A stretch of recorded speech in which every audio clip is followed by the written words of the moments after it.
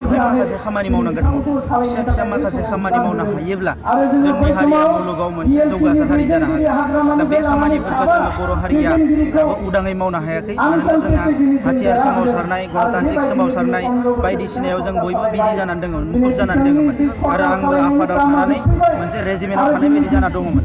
दा दिनै आफादनिफ्राय हाजिरा मोननाय लोगो लोगो बे खोथाफोरखौ आं उदाङै साननो आरो मावनो खाबु मोनबाय।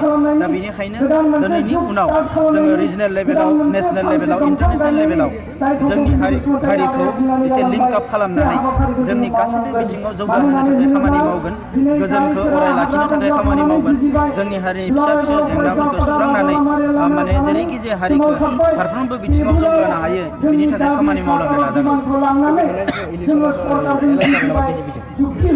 बेखौ बुंनो हाया बिजेपियाथ' अलरेडि एलायन्सआव दंखायो बिपिएफजों दा ओंखायनो बिजेपिया मा मावगोन बेखौ जों बुंनो हाया।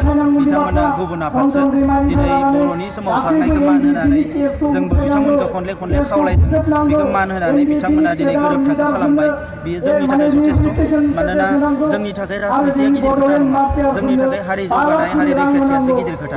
ओंखायनो बे खामानिखौ जे बिथांमोना मावना होबाय बिनि थाखायनो जों बिथांमोनखौ साबायखर बावो। इयुनाव बिथांमोना राजखान्थिखौ सोरजिखाङो बेखौ बिथांमोना थिग खालामगोन आरो जि मोजां जागोन हयथ' बेखौनो खालामगोन बिथांमोना। दा बेनिखायनो आं बिथांमोननि सायाव बारा गोलाव खोथा बुंनो साना जोंनिखौसो जों थिग खालामलांनांगोन।